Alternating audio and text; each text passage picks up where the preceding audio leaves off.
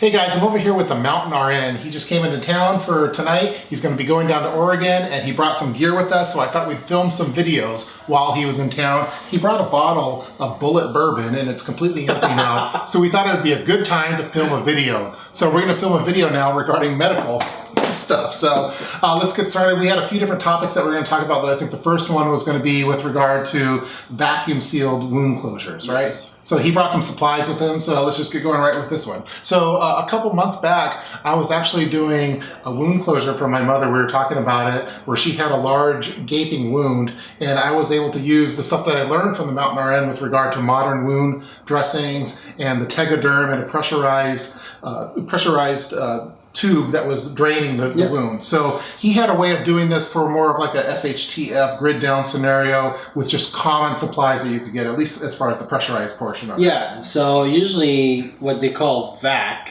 or pressure negative dressing, or the V.A.C, which is vacuum assisted control, is a dressing that has kind of three components.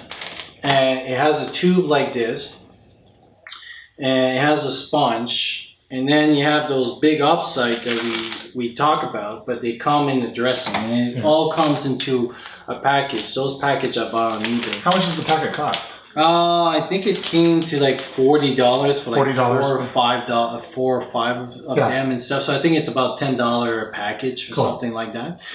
And I've been working with them a little bit more in the ICU care, and basically what it is, it's a negative pressure. So what you want to do is completely seals your wound, and if you look on the package, I'll do a close up here, but all this information is that when it's completely sealed, it creates, so that sponge kind of smush all the way up to able to suction the fluid that accumulates. And we talked about that in the past, is that wounds heals from the bottom up, and so they create this gap. So if I have a very large gap, like if I could put my heel, if I put the sponge in it, it will take off all the fluids in it and help it to heal.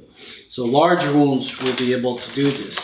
And usually we use a device, which is a pump, and when you have electricity, it's great, and people go at home with this. And Cliff has some experience with that.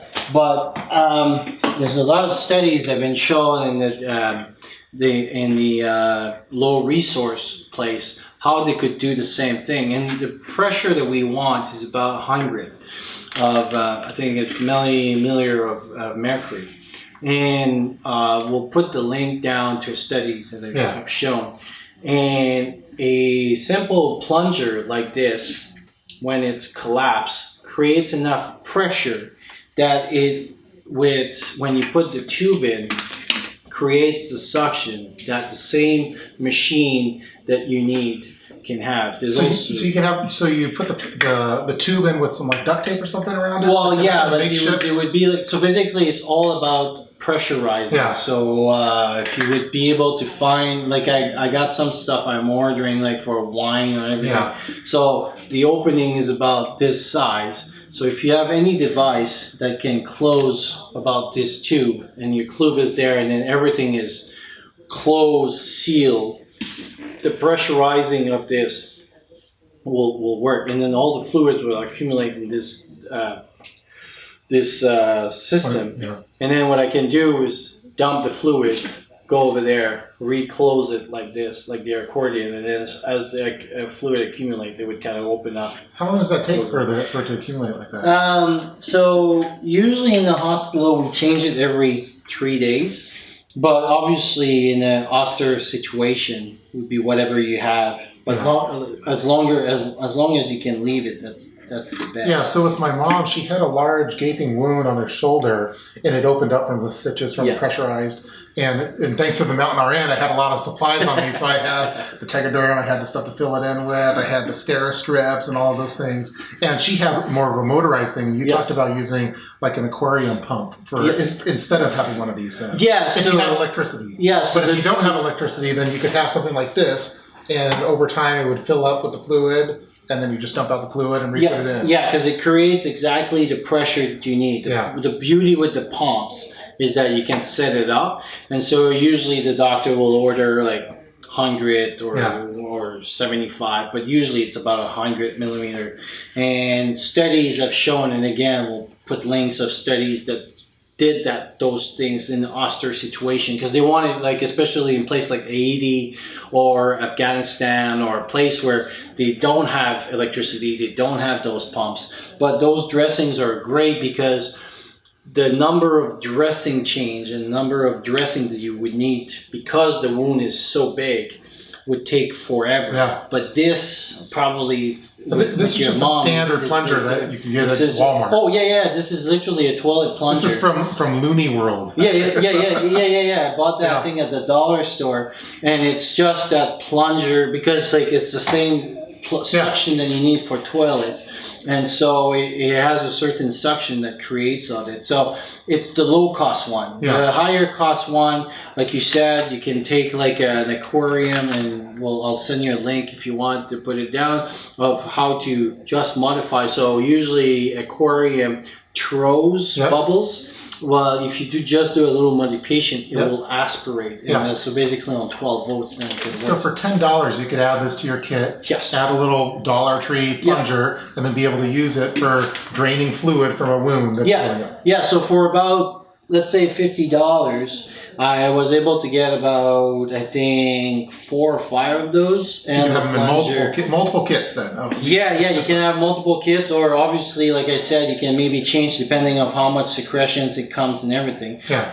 But usually the tricks, like if you need like more dressing for like a fist, if you can fix your fist in a wound, then you need bigger dressing than whatever you have. Because it's so deep and everything, whatever dressing you have will fill that gap. And wounds likes to be filled with stuff, and when liquid goes in there, then it's the bad soup, and then it doesn't heal as well. So. Yeah, so this is great. So this is a nice little off-grid solution that you could use for a large wound that's gaping, that has fluid, that you need to drain the fluid from it. Yeah. You don't want the fluid to build up in it because it gets infected and things like that. So. And it's been proven, it's been tested. Yeah. They tried it, so it's not like just coming out of my mind.